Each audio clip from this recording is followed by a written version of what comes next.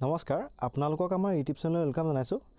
আজি আমি এটা নতুন ক্লাস লৈ আইছো যেটো আপোনালোকৰ এডিআৰই 3.0 আৰু আসাম পুলিচৰ কাৰণে হ'ব আৰু আপোনালোকে যদি বেলেগ এক্সাম দিবলৈ গৈ আছে এটো যদি আপোনালোকে চাই দে ভিডিওটো কমপ্লিট মানে আপোনালোকৰ যেটো অসমৰ ৰাষ্ট্ৰীয় উদ্যান যিমান কিখন আছে নতুনকে আপডেটেড বস্তু গুটেখিনি সোমাই আছে আৰু আপোনালোকৰ যিখিনি বন্যপ্ৰাণী অভয়াৰণ্য আছে বা নতুন কিবা যদি ইনক্লুড হ'বলগীয়া আছে গুটেখিনি ইয়াতে একেলগে সোমাই আছে।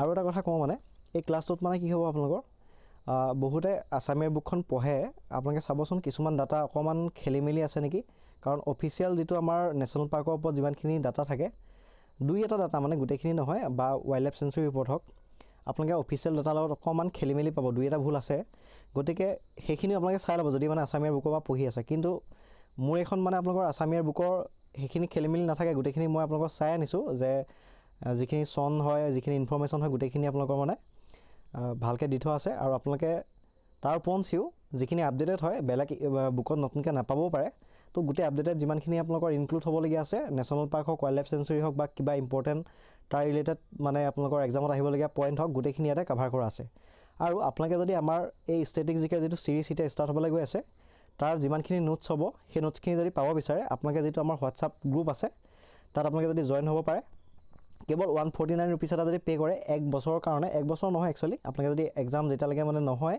তেতিয়ালৈকে আমি নোটছ প্ৰভাইড কৰি থাকিম আৰু আপোনালোকে জাস্ট পঢ়ি যাব লাগে আৰু লগতে আৰু এটা ডাঙৰ কথা কি আপোনালোকে যেতিয়া প্ৰতিটো টপিক পঢ়িব পঢ়াৰ লগে লগে আপোনালোকে মানে নিজক টেষ্ট কৰিবৰ কাৰণে মুক টেষ্ট দিবৰ কাৰণে এক্সট্ৰাকে মানে আপোনালোকে আকৌ কিবা মুক টেষ্ট কিনিবলগীয়া নহয় জিকেৰ কাৰণে আপোনালোকক আমি লগতে মুক টেষ্টটো মানে প্ৰভাইড কৰিম মানে আমি কি কৰিছো এতিয়া থিওৰি প্লাস কনসেপ্ট প্লাস লগত এটা মুক টেষ্ট সিৰিজ আমি দিম মানে প্ৰতিটো টপিক ওয়াইজ মুক টেষ্ট আপোনালোকে পাব গতিকে আপোনালোকে পঢ়াখিনি মানে মুক টেষ্ট দিয়াৰ লগে লগে মনটো ৰব আৰু আপোনালোকে পঢ়াখিনি এটা মানে সাকসেসফুলি বস্তুটো মানে ওয়াৰ্ক কৰিব গতিকে আপোনালোকে যদি অকল পঢ়িলেও আপোনালোকৰ কাম নহব যদি আপোনালোকে মানে মুক টেষ্ট দিবলৈ কোনো জায়গা নাপায় বা সুবিধা নাপায় আকৌ পে কৰিবও নালাগে আপোনালোকে যদি 149 যেটো रुपीस আমি দিছো সেই रुपीसত আপোনালোকে যদি এটা জাস্ট জয়েন ফিস দি পেলাই একদম জয়েন হৈ লয় চিন্তা কৰিব নালাগে গুটে নোটছখিনি আপোনালোকে পাই থাকিব।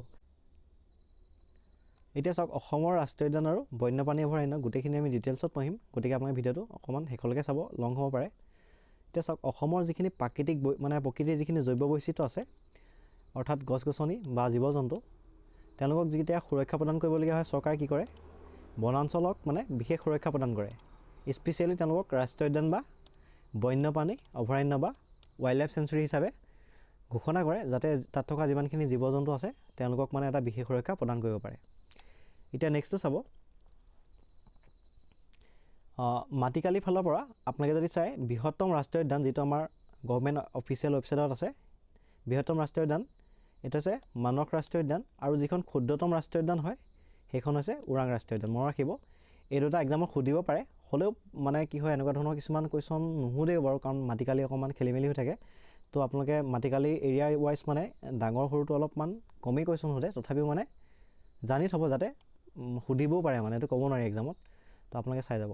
এতিয়া সক বৃহত্তম যিখন অভয়াৰণ্য হয় সেইখন হৈছে মৰাঠ লৰিং অভয়াৰণ্য আৰু যিখন ক্ষুদ্ৰতম হয় সেইখন হৈছে গৰমপানী অভয়াৰণ্য নহলে আপোনালোকে দীপৰ বিল মানে এটো আপোনাৰ যেটো ডাটা হয় কিতাপত আছে আৰু কেতিয়াবা মানে আপোনালোকৰ কি হয় গভৰ্ণমেণ্ট অফিচিয়েল যেটো ৱেবছাইট হয় তাতো মানে অলপমান খেলিমেলি আছে তো এটো কথা নুহুদিব পাৰে যদি খুদে আপোনালোকে কি কৰিব দুটা অপচনৰ মৰাখি থব যদি গৰম পানীটো পায় তেতিয়া আপোনালোকে এটো দিব নহলে আপোনালোকে দীপৰ বিলটো যদি পায় এটো দিব মানে আমি এনেকুৱা ধৰণৰ যিখিনি কনফিউজন থকা বস্তু হয় সেইখিনি দুইটা বস্তু মনত ৰাখিটো ভাল মানে এক্সামত অপচন চাই পেলাই আপোনালোকে শুদ্ধ দিব পাৰে গতিকে এটা 5 নম্বৰটো চাওক আটাইতকৈ যিখন পুৰণি ৰাষ্ট্ৰীয় উদ্যান হয় সেইখন আছে কাজিৰঙা ৰাষ্ট্ৰীয় উদ্যান এখন মানে সবতছে আগতে ঘোষণা কৰা হৈছিল আৰু যিখন আটাইতকৈ নতুন হয় সেইখন আছে চিখনা জৌলাও ৰাষ্ট্ৰীয় উদ্যান এখন একেবাৰে ৰিসেন্টলি ঘোষণা কৰিছে।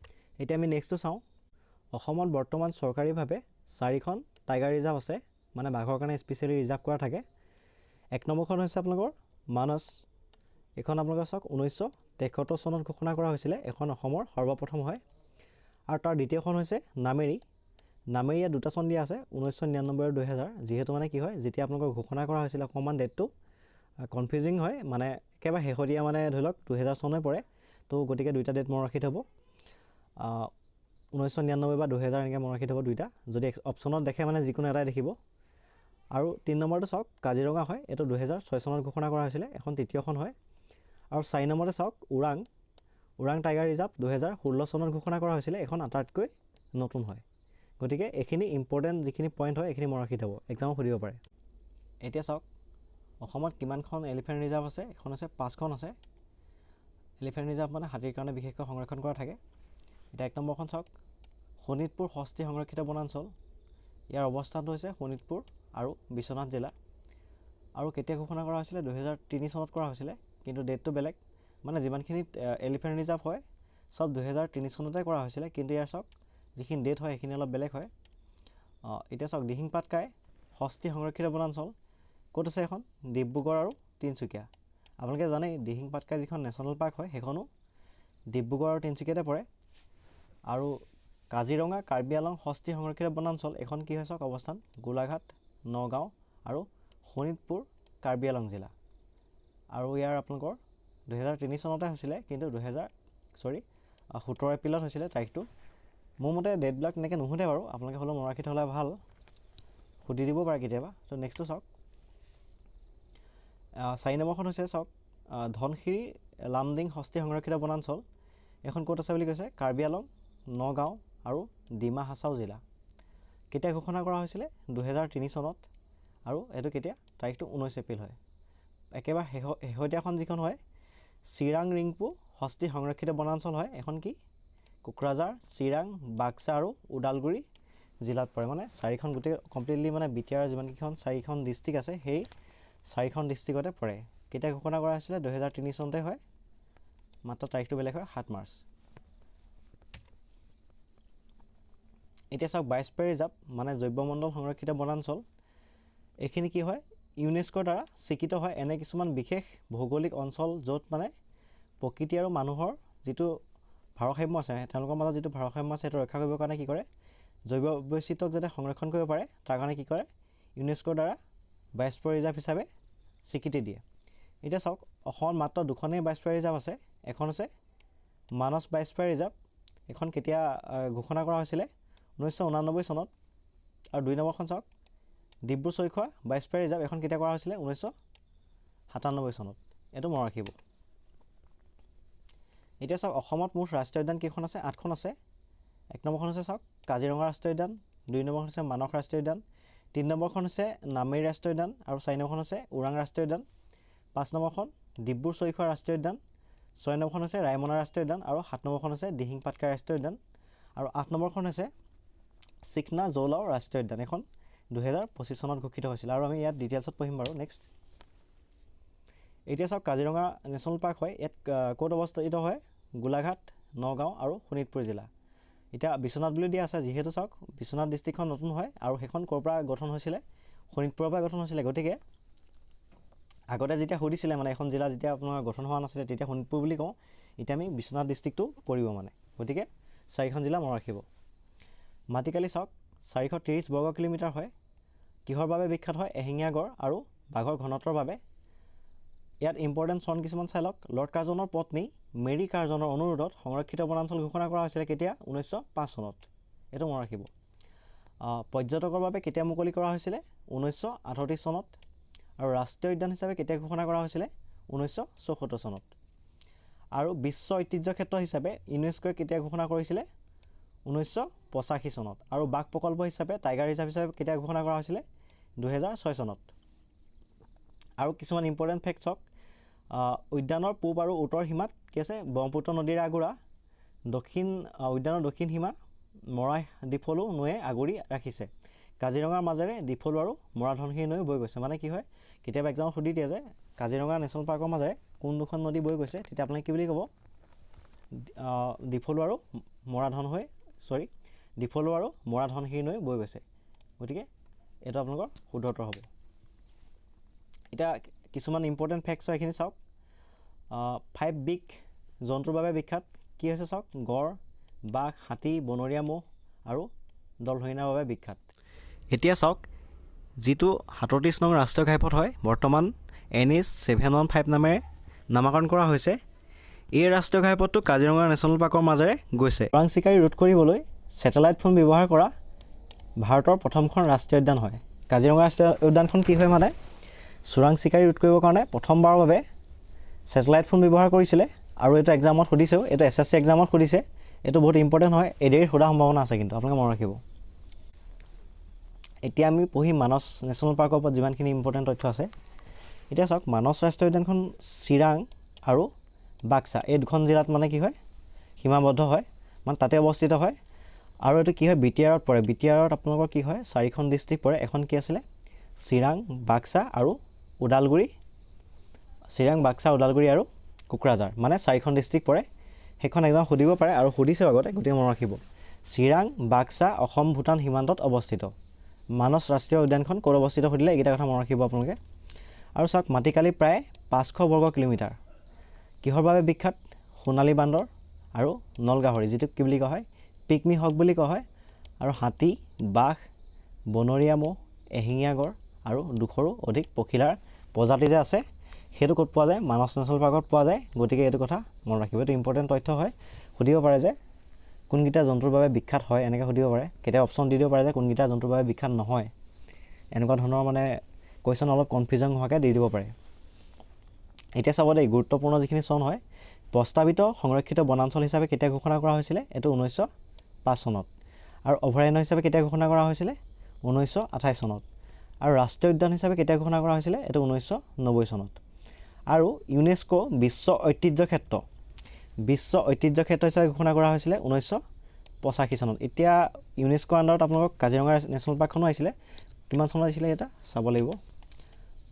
সেইখনো চাওক 1985 চনতে আহিছিলে। আৰু যিখন মানস নেশ্যনেল পাৰ্ক হয় এইখনো আপোনালোকৰ 1985 চনতে আহিছিলে। মানে আপোনালোকে এইটো দুইটা মনত ৰাখি থ'ব পাৰিব যে কাজিৰঙা আৰু মানস নেশ্যনেল পাৰ্কখন একেটা টাইমতে, মানে একেটা চনতে, একেটা ইয়েৰতে আপোনালোকৰ ইউনেস্কোৰ আণ্ডাৰত গৈছিলে মানে। এতিয়া চাওক টাইগাৰ ৰিজাৰ্ভ হিচাপে কেতিয়া ঘোষণা কৰা হৈছিলে? 1973 চনত। এইখন অসমৰ প্ৰথমখন টাইগাৰ ৰিজাৰ্ভ হয়, যিখন মানস টাইগাৰ ৰিজাৰ্ভ। আৰু চাওক বায়'স্ফিয়াৰ ৰিজাৰ্ভ হিচাপে কেতিয়া ঘোষণা কৰা হৈছিলে? 1989 চনত। জৈৱমণ্ডল সংৰক্ষিত বনাঞ্চল 1989 চনত মানে স্বীকৃতি দিয়া হৈছিলে। গতিকে এইখিনি কথা মনত ৰাখিব, যিহেতু এইখিনি গোটেইখিনি ইম্পৰ্টেণ্ট তথ্য হয়। এতিয়া আমি নেক্সটটো চাম। এতিয়া চাওক এটা ইম্পৰ্টেণ্ট তথ্য হয়, মানস নেশ্যনেল পাৰ্কখন কি হৈছিলে? ভূটানৰ ৰয়েল মানস যিখন ৰাষ্ট্ৰীয় উদ্যান আছে সেইখনৰ সৈতে সীমানাত লাগি আছে। এইটো সুধিব পাৰে, এইটো ইম্পৰ্টেণ্ট মানে ফেক্ট হয়। আৰু আপোনালোকে চাওক মানস আৰু বেকী যি দুখন নদী আছে সেই দুখন নদী কি হৈছে ইয়াৰ মাজেৰে বৈ গৈছে, মানে মানস নেশ্যনেল পাৰ্কৰ মাজেৰে এই দুখন বৈ গৈছে। এইটো মনত ৰাখিব, এইটো সুধিব পাৰে। আৰু 1992 চনত ইউনেস্কোৱে ইয়াক কি কৰিছিলে? বিপদাপন্ন তালিকাত ৰাখিছিলে। এতিয়া বিপদাপন্ন হিচাপে কেতিয়া ঘোষণা কৰে? যেতিয়া সেই ৰাষ্ট্ৰীয় উদ্যানখন বা এটা সংৰক্ষিত বনাঞ্চলৰ প্ৰতি যেতিয়া ভাবুকি আহে তেতিয়া ইউনেস্কোৱে কি কৰে? মানে বিপদাপন্ন তালিকাত ৰাখে আৰু তেওঁলোকক বিশেষ সুৰক্ষা প্ৰদান কৰে। আৰু 2011 চনত তেওঁলোকক আঁতৰাই দিয়া হৈছিলে, যেতিয়া মানে কি হয় সেই মানে যিটো সংৰক্ষিত বনাঞ্চল বা যিকোনো এটা এলেকাত যেতিয়া মানে বন্যপ্ৰাণীৰ সুৰক্ষাটো নিশ্চিত হয় তেতিয়া আকৌ বিপদাপন্ন যিটো তালিকা হয় তাৰ পৰা আঁতৰাই দিয়ে। গতিকে 2011 চনত কি কৈছিলে? আঁতৰাই দিয়া হৈছিলে। এইটো এটা ইম্পৰ্টেণ্ট তথ্য হয়, আপোনালোকে মনত ৰাখিব। এতিয়া নেক্সটটো চাওক। এতিয়া 3 নম্বৰ যিখন ৰাষ্ট্ৰীয় উদ্যান হয় সেইখন হৈছে ওৰাং ৰাষ্ট্ৰীয় উদ্যান। ইয়াৰ অৱস্থান ক'ত আছে?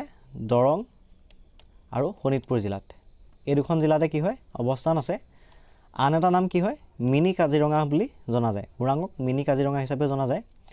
ইয়াৰ গুৰুত্বপূৰ্ণ চনটো যদি চাই আপোনালোকে চাওক, সংৰক্ষিত বনাঞ্চল হৈছে 1962 চনত। আৰু বন্যপ্ৰাণী অভয়াৰণ্য কেতিয়া কৰিছিলে? 1985 চনত। আৰু ৰাষ্ট্ৰীয় উদ্যান হিচাপে ঘোষণা কৰা হৈছিলে 1999 চনত। আৰু টাইগাৰ ৰিজাৰ্ভ 2016 চনত ঘোষণা কৰিছিলে। এতিয়া চাওক 1915 চনত ব্ৰিটিছে ইয়াক কি বুলি কৈছিলে? গেম ৰিজাৰ্ভ হিচাপে ঘোষণা কৰিছিলে। আচলতে এই গেম ৰিজাৰ্ভটো কি হয় মানে যিটো আপোনালোকৰ অভয়াৰণ্য, এতিয়া অভয়াৰণ্য হিচাপে যিটো মানে আপোনালোকৰ স্বীকৃতি দিয়ে সেইটো আগতে গেম ৰিজাৰ্ভ হিচাপে স্বীকৃতি দিছিলে, কিন্তু এতিয়া সেই নামটো সলনি কৰি মানে আপোনালোকৰ এক্সট্ৰাকৈ বন্যপ্ৰাণী হিচাপে ঘোষণা কৰা হয়, বন্যপ্ৰাণী অভয়াৰণ্য হিচাপে। এতিয়া চাওক বিখ্যাত এনিমেলকেইটা এশিঙীয়া গড়, নলগাহৰি, হাতী, বনৰীয়া ম'হ আৰু ঢেকীয়াপতীয়া বাঘ আৰু বিৰল প্ৰজাতিৰ ওলোমোৰা চৰাই আদিয়ে প্ৰধান। মানে এইখিনি আপোনালোকৰ কি হয় ওৰাং ৰাষ্ট্ৰীয় উদ্যানৰ কাৰণে মানে বিখ্যাত এনিমেল বা বন্যপ্ৰাণী হয়। গতিকে আপোনালোকে এইখিনি মনত ৰাখি থ'ব। এতিয়া নেক্সটটো চাওক, ইম্পৰ্টেণ্ট কিছুমান তথ্য আছে। ব্ৰহ্মপুত্ৰ নদীৰ উত্তৰ পাৰত অৱস্থিত। এখন মানে কি হয় ব্ৰহ্মপুত্ৰ নদীৰ উত্তৰ পাৰত অৱস্থিত। কেতিয়াবা মানে কি হয় আমাৰ যিখিনি নেশ্যনেল পাৰ্ক আছে আমাৰ কেতিয়াবা মানে এই দিশটো সুধি দিয়ে, হয়তো সুধিব যে অসমৰ কোনটো দিশত আছে, বা সুধি দিব পাৰে যে ব্ৰহ্মপুত্ৰ নদী কোন পাৰে আছে, এনেকুৱা ধৰণৰ কুৱেশ্যন সুধিব পাৰে। বিশেষকৈ এডিআই তেনেকুৱা ধৰণৰ কুৱেশ্যন বেছিকৈ সোধে, আপোনালোকে মনত ৰাখিব যিহেতু কি হয় নদীৰ উত্তৰ পাৰে অৱস্থিত। সংখ্যাৰ ফালৰ পৰা কাজিৰঙা পিছতে দ্বিতীয় এশিঙীয়া গড় বাসস্থান হোৱাৰ বাবে ওৰাঙক মিনি কাজিৰঙা বুলি কোৱা হয়। এতিয়া চাওক মানে কথাটো কি হয়, যেতিয়া কাজিৰঙাত মানে গড়ৰ কাৰণে বিখ্যাতে হয়, তাৰপাছতো কি হয় ওৰাং ৰাষ্ট্ৰীয় উদ্যানতো মানে গড় পোৱা যায়, কিন্তু কাজিৰঙাৰ পিছতে মানে বেছিকৈ ক'ত পোৱা যায়, ওৰাঙত পোৱা যায়, গতিকে ইয়াক মিনি কাজিৰঙা বুলি কোৱা হয়। এইটো এটা এক্সামত সুধিবলগীয়া কুৱেশ্যন, তো আপোনালোকে এইটো মনত ৰাখিব।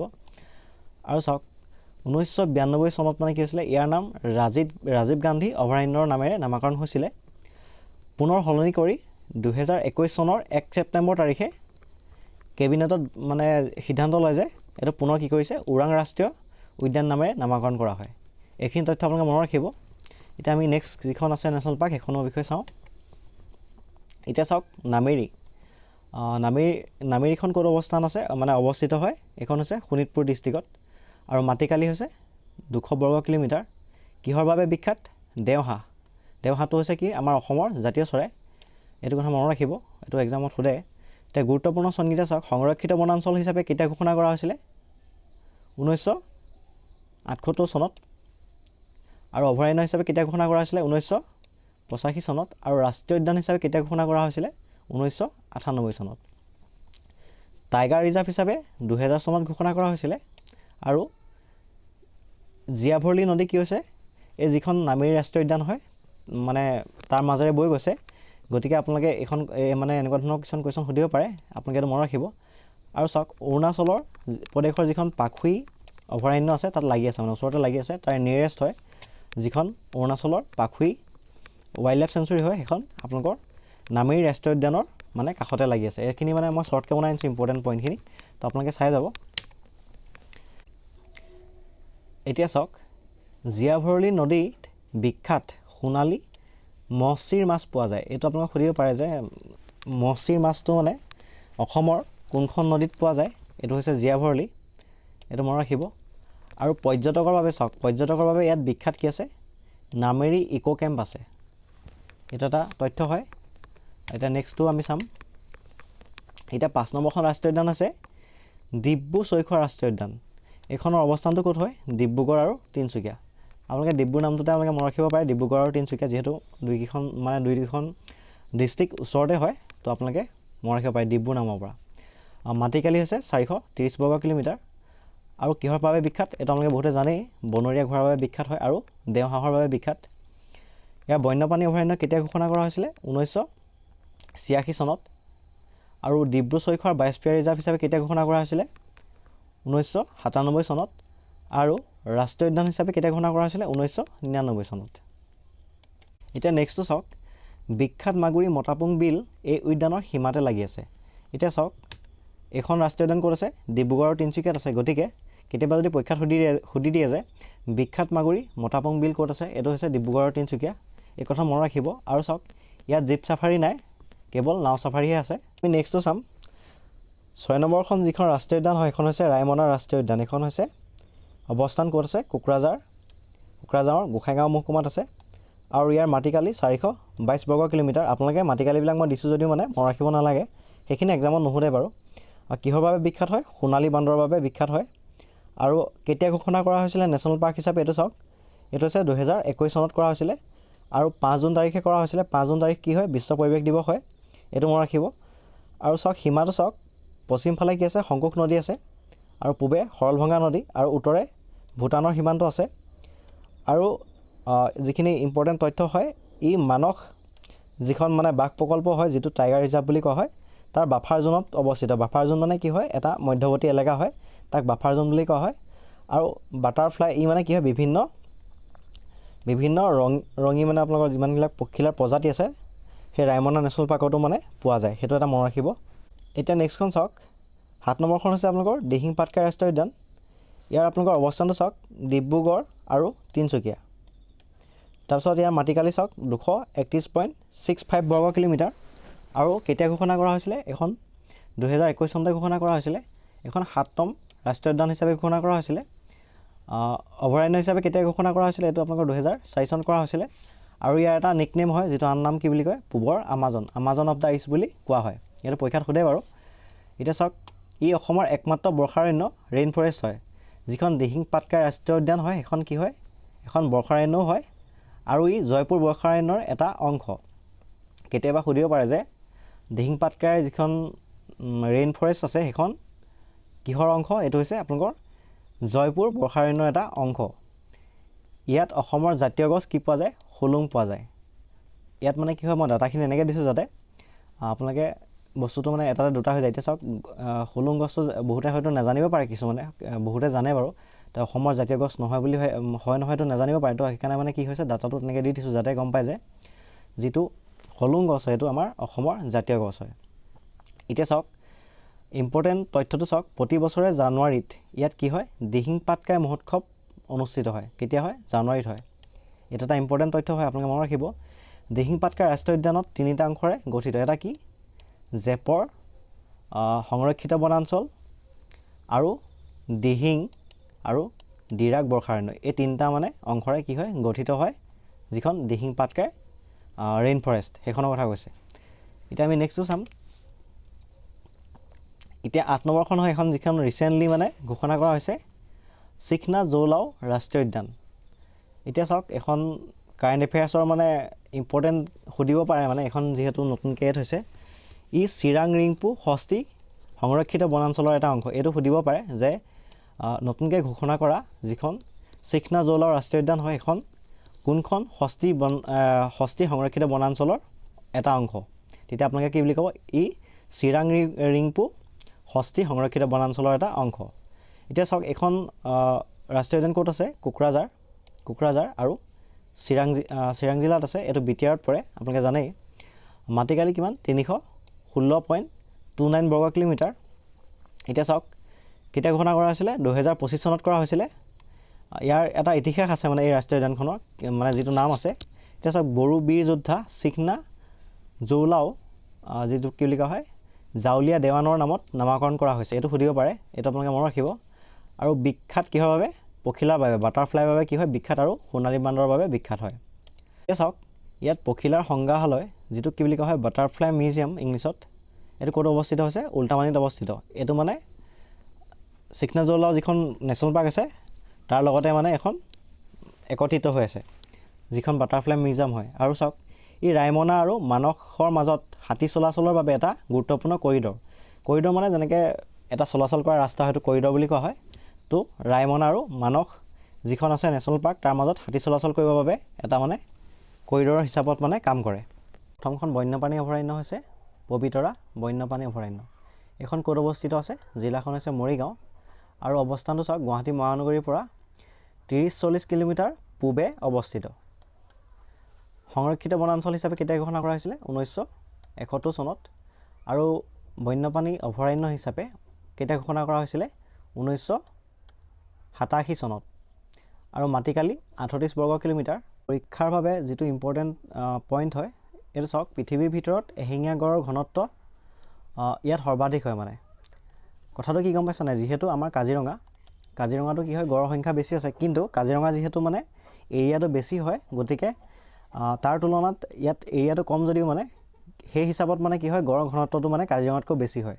কিন্তু কাজিৰঙাত গঁড় বেছি আছে, আৰু তাৰ যিটো প্লেচ হয়, যিটো এৰিয়া হয়, তাত বেছি হয়, এৰিয়াটো বেছি ডাঙৰ হয় ইয়াতকৈ, কিন্তু ইয়াত সৰু হয়। সেইকাৰণে মানে তাৰ তুলনাত ইয়াৰ যিটো ঘনত্ব হয় মানে গঁড়, সেইটো বেছিকৈ আছে। সেইকাৰণে ইয়াক কি বুলি কোৱা হয়?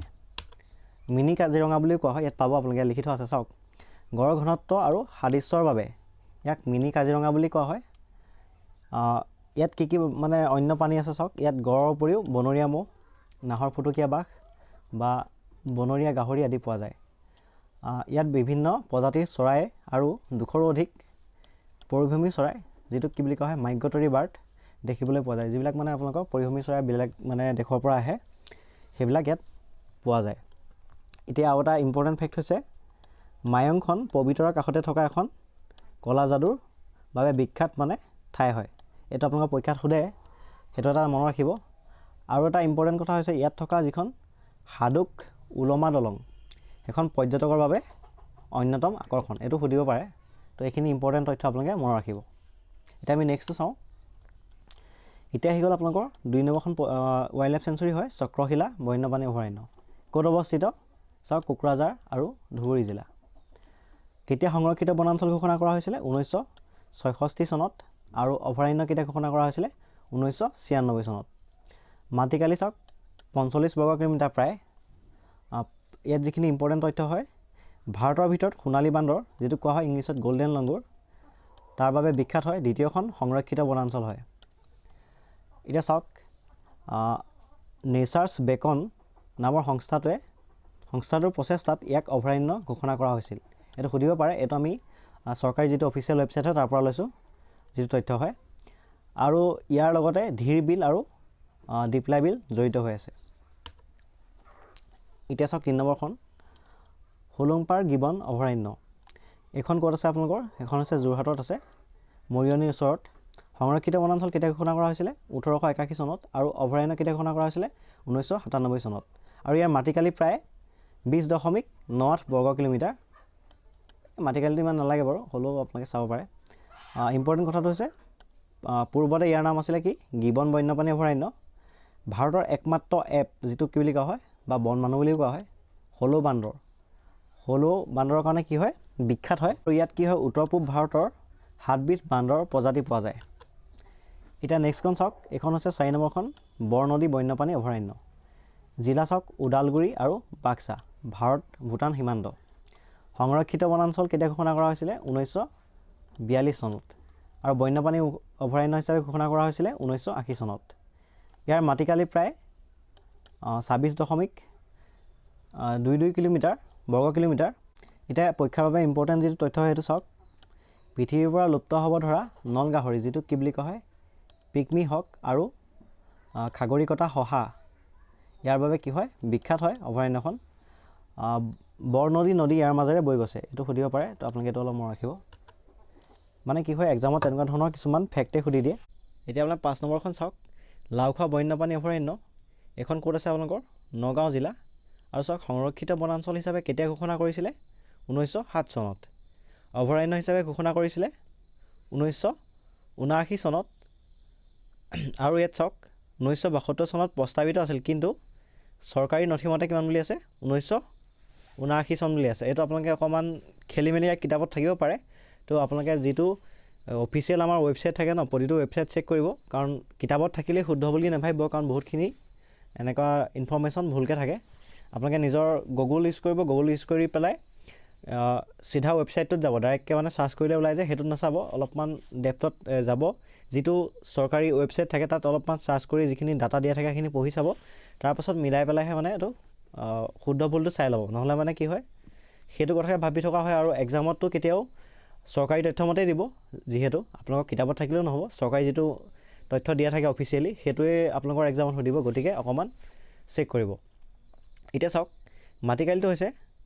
70.13 বৰ্গ কিলোমিটাৰ আৰু ইয়াত পৰীক্ষাৰ বাবে যিখিনি ইম্পৰ্টেণ্ট হয় ই কাজিৰঙা আৰু ওৰাং ৰাষ্ট্ৰীয় উদ্যানৰ মাজৰ এটা সংযোগী পথ যিটো কৰিডৰ বুলি কোৱা হয় ইয়াত বনৰীয়া ম'হ আৰু গঁড় পোৱা যায় এইটো আছিলে ইম্পৰ্টেণ্ট তথ্য এইখন হৈছে আপোনালোকৰ বুঢ়া চাপৰি বন্যপ্ৰাণী অভয়াৰণ্য ইয়াৰ জিলাটো যদি চাই আপোনালোকে এইটো শোণিতপুৰ হয় আৰু সংৰক্ষিত বনাঞ্চল কেতিয়া ঘোষণা কৰা হৈছিলে 1974 চনত আৰু অভয়াৰণ্য হিচাপে কেতিয়া ঘোষণা কৰা হৈছিলে 1995 চনত আৰু ইয়াৰ মাটিকালি হৈছে আপোনালোকৰ 44.06 বৰ্গ কিলোমিটাৰ এতিয়া ইম্পৰ্টেণ্ট কিছুমান তথ্য চাওক লাওখোৱাৰ ঠিক বিপৰীতে লাওখোৱাৰ যিখন অভয়াৰণ্য হয় তাৰ ঠিক বিপৰীতে ব্ৰহ্মপুত্ৰ নদীৰ উত্তৰ পাৰত অৱস্থিত আৰু বিখ্যাত প্ৰাণী কি হয় ইয়াত বেংগল ফ্লৰিকান চৰাই আৰু এশিঙীয়া গঁড়ো ইয়াত পোৱা যায় নেক্সটটো চাব পানীদিহিং পক্ষী অভয়াৰণ্য এখন ক'ত অৱস্থিত হয় এখন শিৱসাগৰত অৱস্থিত হয় কেতিয়া ঘোষণা কৰা হৈছিলে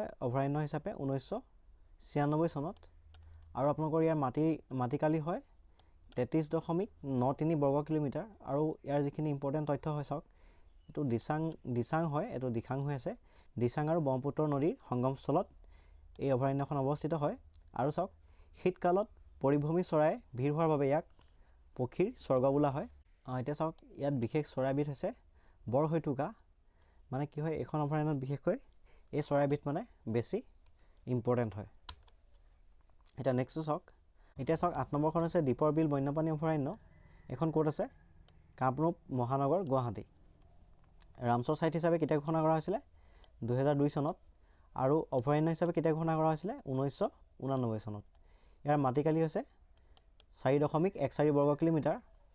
আৰু যিখিনি ইম্পৰ্টেণ্ট তথ্য হয় চাওক, ই অসমৰ একমাত্ৰ ৰামচৰ ছাইট হয়। এইটো আপোনালোকৰ ADRE প্ৰথম হওঁতে এইটো সুধিছিলে কুৱেশ্যন। ই গুৱাহাটীৰ প্ৰধান জলাশয় আৰু হাতীৰ এটা গুৰুত্বপূৰ্ণ কৰিডৰ হয়। এতিয়া নেক্সটখন চাব। 9 নম্বৰখন হৈছে গৰমপানী বন্যপ্ৰাণী অভয়াৰণ্য। ইয়াৰ আপোনাৰ ডিষ্ট্ৰিক্টটো চাওক, কাৰ্বি আংলঙত আছে। অভয়াৰণ্য হিচাপে ঘোষণা কৰা হৈছিলে 1952 চনত আৰু ইয়াৰ মাটিকালি হৈছে 6.05 বৰ্গ কিলোমিটাৰ। এতিয়া ইম্পৰ্টেণ্ট তথ্যখিনি চাওক, ইয়াত প্ৰাকৃতিক গৰম পানীৰ মানে যিটো হট ৱাটাৰ স্প্ৰিং আছে বুলি কৈছে। আৰু ই অসমৰ অন্যতম পুৰণি অভয়াৰণ্য, মানে অসমৰ একমাত্ৰ চবতছে আগৰ মানে পুৰণি অভয়াৰণ্যখন হৈছে গৰমপানী অভয়াৰণ্য।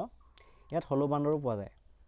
এতিয়া চাওক, বিশেষকৈ কিহৰ কাৰণে বিখ্যাত হয়? গৰম পানী উহোৱাৰ কাৰণে, হট ৱাটাৰ স্প্ৰিং এইটোৰ কাৰণে বিখ্যাত হয়। এতিয়া চাওক 10 নম্বৰখন হৈছে নামবৰ বন্যপ্ৰাণী অভয়াৰণ্য। জিলাখন চাওক, কাৰ্বি আংলং জিলাত অৱস্থিত। সংৰক্ষিত বনাঞ্চল হিচাপে কেতিয়া ঘোষণা কৰা হৈছিলে? 1872 চনত। আৰু অভয়াৰণ্য হিচাপে কেতিয়া ঘোষণা কৰা হৈছিলে? 2000 চনত। আৰু ইয়াৰ মাটিকালি হৈছে 37.00 বৰ্গ কিলোমিটাৰ।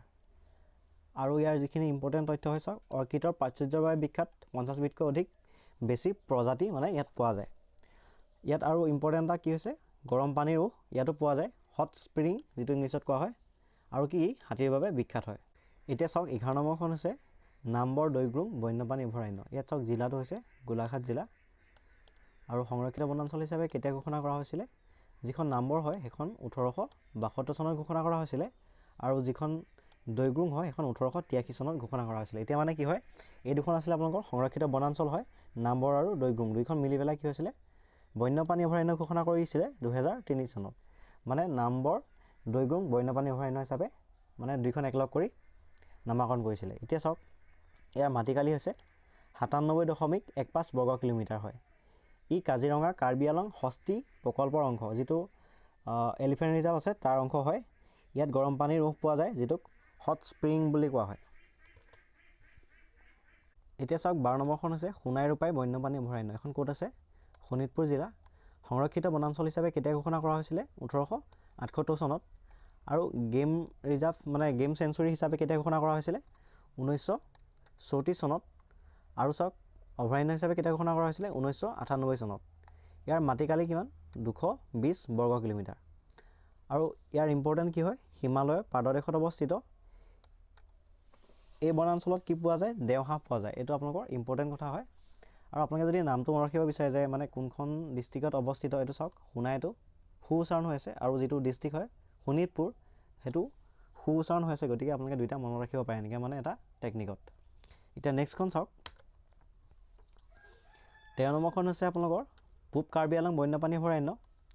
জিলাটো চাওক, কাৰ্বি আংলং জিলাই হয়, যিহেতু কাৰ্বি আংলং বুলি আছে ইয়াত। সংৰক্ষিত বনাঞ্চল হিচাপে কেতিয়া ঘোষণা কৰা হৈছিলে? এইটো 1952 চনত। আৰু অভয়াৰণ্য হিচাপে কেতিয়া ঘোষণা কৰা হৈছিলে? 2000 চনত। মাটিকালি আপোনালোকৰ ইয়াত হৈছে 221.81 বৰ্গ কিলোমিটাৰ হয়।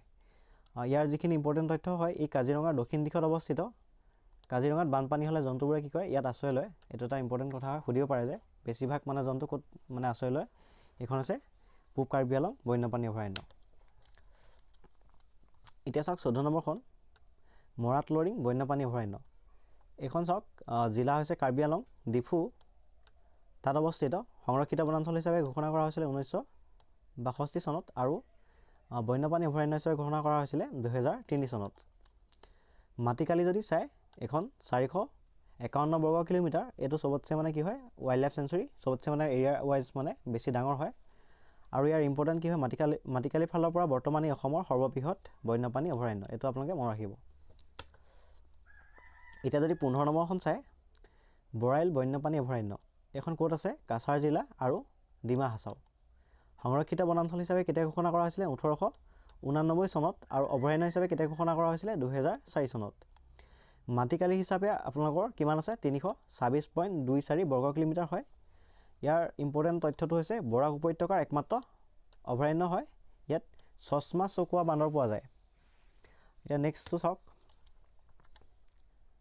16 নম্বৰখন হৈছে আপোনালোকৰ আমচাং বন্যপ্ৰাণী অভয়াৰণ্য। এখন কি হয়? কামৰূপ মহানগৰতে অৱস্থিত হয়। সংৰক্ষিত বনাঞ্চল কেতিয়া ঘোষণা কৰা হৈছিলে? 1953 চনত। আৰু অভয়াৰণ্য ঘোষণা কৰা হৈছিলে 2004 চনত। ইয়াৰ মাটিকালি চাওক, 6.4 বৰ্গ কিলোমিটাৰ হয়। এতিয়া চাওক গুৱাহাটী মহানগৰীৰ কাষতে লাগি থকা এই যিখন অভয়াৰণ্য আছে এখনত কি পোৱা যায়, চাইনিজ পেংগুলিন পোৱা যায়। এইটো আপোনালোকৰ এক ধৰণৰ মানে প্ৰাণী হয়। এই প্ৰাণীটো আচলতে এইখন অভয়াৰণ্যতে নহয়, মই তাত ইনক্লুড কৰিবলৈ থাকি গ'ল। আপোনালোকে চাব ৰায়মনা যিখন নেশ্যনেল পাৰ্ক আছে সেইখনতো পোৱা যায়। এইখন মানে অভয়াৰণ্য হিচাপে এইখনত পোৱা যায়, আৰু যিখন নেশ্যনেল পাৰ্ক হয় ৰায়মনা নেশ্যনেল পাৰ্ক সেইখনতো পোৱা যায়। মানে এইটো কথা মনত ৰাখিব আপোনালোকে। এতিয়া আপোনালোকে চাওক 17 নম্বৰখন ভেৰজান, বৰজান আৰু পদুমণি বন্যপ্ৰাণী অভয়াৰণ্য। এখন ক'ত আছে আপোনালোকৰ তিনিচুকীয়া জিলাত আছে, আৰু সংৰক্ষিত বনাঞ্চল হিচাপে কেতিয়া ঘোষণা কৰা হৈছিলে 1954 চনত, আৰু অভয়াৰণ্য হিচাপে কেতিয়া ঘোষণা কৰা হৈছিলে 1999 চনত। ইয়াৰ মাটিকালি 7.22 বৰ্গ কিলোমিটাৰ হয়। গুৰুত্বপূৰ্ণ তথ্য হৈছে ইয়াত 3টা পৃথক খণ্ডত বিভক্ত। ইয়াত লাজুকী বান্দৰ, টুপিমূৰীয়া বান্দৰ সংৰক্ষণ কৰা হয়। এতিয়া আপোনালোকে 18 নম্বৰ যিখন অভয়াৰণ্য আছে এইখন চাওক, বৰদৈবাম বিলমুখ পক্ষী অভয়াৰণ্য। এইখন আপোনালোকৰ ক'ত আছে, জিলা হৈছে ধেমাজি আৰু লখিমপুৰৰ সীমাত। এতিয়া চাওক সৃষ্টি হৈছিলে 1950 চনৰ বৰ ভূমিকম্পৰ ফলত, কিন্তু অভয়াৰণ্য হিচাপে কেতিয়া ঘোষণা কৰা হৈছিলে 1996 চনত। আৰু মাটিকালি চাওক 11.25 বৰ্গ কিলোমিটাৰ হয়। এতিয়া চাওক 19 নম্বৰখন উত্তৰ কাৰ্বি আংলং বন্যপ্ৰাণী অভয়াৰণ্য। এখন ক'ত অৱস্থিত হয়, কাৰ্বি আংলং জিলাতে হয়। আৰু সংৰক্ষিত বনাঞ্চল হিচাপে কেতিয়া ঘোষণা কৰা হৈছিলে 1968 চনত, আৰু অভয়াৰণ্য হিচাপে ঘোষণা কৰা হৈছিলে 2000 চনত। আৰু ইয়াৰ মাটিকালি কিমান চাওক 96 বৰ্গ কিলোমিটাৰ, 96 বৰ্গ কিলোমিটাৰ হয়। কাজিৰঙা ৰাষ্ট্ৰীয় উদ্যানৰ সুৰক্ষাৰ বাবে ই অতি দৰকাৰী আৰু জন্তুৰ বাবে নিৰাপদ আশ্ৰয়স্থল হয়। এতিয়া আপোনালোকে 20 নম্বৰখন চাওক, বৰাক ভুৱন বন্যপ্ৰাণী অভয়াৰণ্য। এখন ক'ত অৱস্থিত হয়, কাছাৰ জিলাত হয়। কাছাৰ জিলাখন যিহেতু বৰাক উপত্যকাত পৰে। এতিয়া চাওক চৰকাৰী হিচাপে কেতিয়া ঘোষণা কৰিছিলে 2022 চনত ঘোষণা কৰা হৈছিলে। মাটিকালি 320 বৰ্গ কিলোমিটাৰ হয়। এতিয়া চাওক পৰীক্ষাৰ বাবে যিখিনি ইম্পৰ্টেণ্ট মানে তথ্য হয়, বৰাইলৰ পিছত কি হয়, বৰাক উপত্যকাৰ ই দ্বিতীয়খন বন্যপ্ৰাণী অভয়াৰণ্য হয়। ইয়াত 8বিধ মানে বিভিন্ন প্ৰজাতিৰ বান্দৰ পোৱা যায়, যেনে লাজুকী বান্দৰ, হলৌ বান্দৰ আৰু চশমা চকুৱা বান্দৰ। আৰু ইয়াত কি হয়, ৰাজফেটি বা কিং কোব্ৰা পোৱা যায়। এইটো এটা ইম্পৰ্টেণ্ট পইণ্ট হয়। এতিয়া 21 নম্বৰখন চাওক, এইখন হৈছে বেহালী বন্যপ্ৰাণী অভয়াৰণ্য। অৱস্থানটো হৈছে বিশ্বনাথ জিলা, যিখন শোণিতপুৰৰ পৰা মানে পৃথক কৰি বনোৱা হৈছিলে। মাটিকালি চাওক 140 বৰ্গ কিলোমিটাৰ হয়। 2022 চনৰ মে' মাহত চৰকাৰে ইয়াক প্ৰাৰম্ভিক মানে জাননী জাৰি কৰিছিলে। এতিয়া চাওক পৰীক্ষাৰ বাবে বিশেষ যিখিনি ইম্পৰ্টেণ্ট তথ্য হয়, ই উত্তৰ পাৰৰ শেষৰটো অৰ্ধ চিৰসেউজ অৰণ্য হয়। লাষ্ট ছেমি এভাৰগ্ৰীণ ফৰেষ্ট বুলি কোৱা হয়। ই কাজিৰঙা আৰু অৰুণাচলৰ পাপুম সংৰক্ষিত বনাঞ্চলৰ মাজত হাতী চলাচলৰ এটা কৰিডৰ, পথ মানে এটা কৰিডৰ হয়, এলিফেণ্ট কৰিডৰ বুলি কয়। আৰু অসম আৰু অৰুণাচলৰ সীমা বিবাদৰ বাবে এই বনাঞ্চল সততে বাতৰিত থাকে। গতিকে এখন অকণমান চাব লাগিব, যিটো মানে কি হয় আমাৰ এক্সামত অকণমান মানে বেছিকৈ কণ্ট্ৰভাৰ্চি হৈ থাকে, তেনেকুৱা ধৰণৰ বস্তুবিলাক এক্সামত বেছিকৈ সোধে। গতিকে এখন আপোনালোকে চাব। এতিয়া চাওক 22 নম্বৰখন হৈছে গড়ভঙা বন্যপ্ৰাণী অভয়াৰণ্য। এখন মানে কি হয় 2024 চনৰ অক্টোবৰত কেবিনেটত অনুমোদন জনাইছিলে। এতিয়ালৈকে মানে বন্যপ্ৰাণী অভয়াৰণ্য হিচাপে হয়তো ঘোষণা হোৱা নাই, গতিকে আপোনালোকে ইয়াত ডেটটো মই ইয়াত ইনক্লুড কৰা নাই। কিন্তু অৱস্থিত ক'ত চাওক, কামৰূপ মহানগৰ, গুৱাহাটীৰ দক্ষিণ দিশত। অৱস্থান মেঘালয় সীমান্ত আৰু ৰাণী সংৰক্ষিত বনাঞ্চলৰ লগত সংলগ্ন। এতিয়া 23 নম্বৰখন চাওক, কাকৈজনা সংৰক্ষিত বনাঞ্চল। এখন বনাঞ্চল হয়, ৰিজাৰ্ভ ফৰেষ্ট হয়। এখন ক'ত আছে, বঙাইগাঁও জিলাত আছে। ইয়াতো কি হয়, গল্ডেন লগৰ পোৱা যায়, মানে সোণালী বান্দৰ পোৱা যায়। চক্ৰশিলাৰ পাছতে ইয়াত সৰ্বাধিক সোণালী বান্দৰ পোৱা যায়। মানে যেনেকৈ আপোনালোকৰ কাজিৰঙাত বেছিকৈ গড় পোৱা যায়, তাৰপাছতে ক'ত পোৱা যায় বুলি কৈছিলে, পবিতৰা অভয়াৰণ্যত পোৱা যায়। তেনেকৈ মানে চক্ৰশিলা যিখন অভয়াৰণ্য আছে তাৰ পাছত মানে ছেকেণ্ডত যিখন আছে সেইখন হৈছে সৰ্বাধিক মানে সোণালী বান্দৰ পোৱা কাকৈজনা সংৰক্ষিত বনাঞ্চল। এতিয়া 24 নম্বৰখন চাওক, অজগৰ বন্যপ্ৰাণী অভয়াৰণ্য। এখন ক'ত আছে, গোৱালপাৰা হয়। আৰু ইয়াত প্ৰচুৰ পৰিমাণে কি পোৱা যায়, অজগৰ সাপ পোৱা যায়। ই সোণালী বান্দৰৰ আন এক গুৰুত্বপূৰ্ণ বাসস্থান হয়। এতিয়া 25 নম্বৰখন চাওক, পুৱা বন্যপ্ৰাণী অভয়াৰণ্য। ইয়াৰ যিটো অৱস্থান হয় ধেমাজি জিলা পৰে। মহকুমাটো কি, জোনাই মহকুমা হয়। মাটিকালি চাওক 102.21 বৰ্গ কিলোমিটাৰ হয়। ইয়াৰ এটা ইতিহাস আছে। 1924 চনত মানে ব্ৰিটিছে ইয়াক সংৰক্ষিত বনাঞ্চল ৰিজাৰ্ভ ফৰেষ্ট হিচাপে ঘোষণা কৰিছিল। আৰু 2024 চনত অসম চৰকাৰে ইয়াক অভয়াৰণ্যলৈ উন্নীত কৰাৰ সিদ্ধান্ত লয়। ইয়াক ধেমাজিৰ বৰ্ষাৰণ্য বুলি কোৱা হয় আৰু ই ডিব্ৰু-চৈখোৱা আৰু অৰুণাচলৰ ডি এৰিং অভয়াৰণ্যৰ মাজৰ এটা হাতীৰ গুৰুত্বপূৰ্ণ কৰিডৰ হয়। গতিকে নেক্সটটো চাওক। এতিয়া চাওক ২৬ নম্বৰখন হৈছে চৰাইচুং ৰাজকীয় পক্ষী অভয়াৰণ্য, যিখন কি কোৱা হয় ইংলিছত চৰাইচুং ৰয়েল বাৰ্ড চেঞ্চুৰী বুলি কোৱা হয়। এইখন বৰ্তমান মানে চৰকাৰীভাৱে স্বীকৃতপ্ৰাপ্ত মানে নহয়, যিহেতু এখন আমাৰ যিখন তালিকা আছে বন্যপ্ৰাণী অভয়াৰণ্য তাত মানে ইনক্লুড কৰা নাই। কিন্তু ইয়াৰ কি গুৰুত্ব আছে গম পায় নে? ঐতিহাসিক গুৰুত্ব আছে। ইয়াৰ যিটো অৱস্থান হয়, ক'ত অৱস্থিত হয় এইটো চাব। মাজুলীত হয়, এইটো যোৰহাট নহয় বাৰু, এইটো ইয়াত আপোনালোকৰ ভুলকৈ ডাটাটো আছে। মাজুলীত এইখন মানে অভয়াৰণ্য আপোনালোকৰ আছে। ইয়াৰ যিটো ঐতিহাসিক গুৰুত্ব কি হয় চাওক, ই এছিয়াৰ প্ৰথমটো সংৰক্ষিত পক্ষী অভয়াৰণ্য হয়। এতিয়া ইয়াৰ ইতিহাসটো চাওক। প্ৰতিষ্ঠাকাল আছিলে ১৬৩৩ খ্ৰীষ্টাব্দত আহোম যুগত, আৰু আপোনালোকৰ প্ৰতিষ্ঠাপক কোন আছিলে? আহোম স্বৰ্গদেউ প্ৰতাপ সিংহ, যাক কি বুলি কোৱা হয়? বুঢ়া ৰজা বুলি কোৱা হয়। উদ্দেশ্যটো কি আছিলে? আহোম ৰজা ইয়াক মানে ৰাজকীয় উদ্যান হিচাপে ঘোষণা কৰি প্ৰকৃতি সংৰক্ষণ কৰিছিল।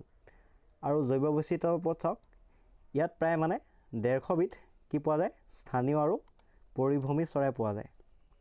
বৰ্তমান ইয়াত কি কৰা হয়? বৰ্তমানৰ স্থিতিটো চাওক। চৰাইচুং যিখন মহোৎসৱ পাতে, এইটো মাজুলীত হয়। এক ঐতিহাসিক স্থানক জীয়াই ৰাখিবৰ কাৰণে এই মহোৎসৱ পতা হয়। আৰু ইয়াৰ লক্ষ্যটো কি আছিলে? বৰ্তমান ইয়াক এক মানে ইক' টুৰিজিম স্থান হিচাপে মানে গঢ়ি তোলাৰ চেষ্টা চলি আছে। মানে চাওক, ইয়াত যাতে টুৰিষ্টবিলাক আহিব পাৰে আৰু যাতে মানে দেশী বিদেশী যিখিনি পৰ্যটক হয় তেওঁলোকে যাতে আহিব পাৰে, সেইটো কাৰণে কি কৰে? এইটো এটা মানে প্ৰচেষ্টা চলাই থকা হৈছে, কিন্তু এইটো চৰকাৰীভাৱে স্বীকৃতপ্ৰাপ্ত নহয়। ঐতিহাসিক মানে ইম্পৰ্টেঞ্চখিনি বহুত বেছি আছে, তো আপোনালোকে চাব পাৰে। তো কথাখিনি ইমানেই আছিলে। এতিয়া চাওক, এডিআৰই 3.0 কাৰণে যিখিনি আমি ষ্টেটিক জিকে মানে টপিক আনিম, গোটেইখিনি কভাৰ কৰা হ'ব।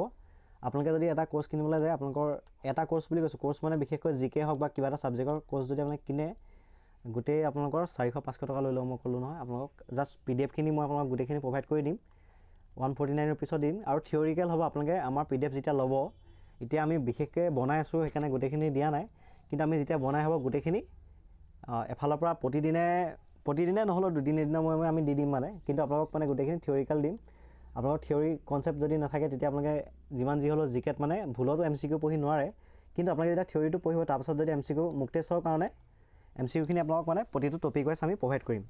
তাৰ কাৰণে আপোনালোকে হোৱাটছআপ গ্ৰুপত জইন হ'ব লাগিব। জইন কৰিবৰ কাৰণে এইটো যিটো নাম্বাৰ দেখিছে ইয়াত আপোনালোকৰ স্ক্ৰীণত, সেই নাম্বাৰত আপোনালোকে মানে এটা মেছেজ দি দিব যে আপোনাৰ এডিআৰই যিটো ষ্টেটিক জিকে মানে গ্ৰুপ আছে, সেইটো জইন হ'ব বিচাৰোঁ বুলি ক'লেই হ'ল। তেতিয়া আপোনালোকক জইন কৰি দিয়া হ'ব। আপোনালোকে জাষ্ট 1 বছৰ বুলি ইয়াত লিখি থোৱা আছে যদিও মানে যদি 1 বছৰ প্লাছ হৈ যায়, তেতিয়া আপোনালোকক মানে এইখিনি ষ্টাডি মেটেৰিয়েল পৰীক্ষালৈকে প্ৰভাইড কৰা হ'ব। এইটো আমাৰ যিহেতু নোটছ বনোৱাৰ কাৰণে বহুত মানে আমাৰ লগত 3-4জনমান লগ হৈ আছে, তো বনাই আছে তেওঁলোকে। থিয়ৰিখিনি যাতে ভালকৈ গোটেইখিনি কাভাৰ কৰি দিব পাৰে আপডেটেডকৈ, যাতে এইবাৰ এক্সাম যিহেতু অলপ টান হ'বলৈ গৈ আছে, তো আপোনালোকে ল'ব বিচাৰে যদি আমাৰ এটা মেছেজ কৰি দিব, যিটো নাম্বাৰ দেখি আছে স্ক্ৰীণত। গতিকে ইমানেই আছিলে। নেক্সট ভিডিঅ'ত লগ পাম।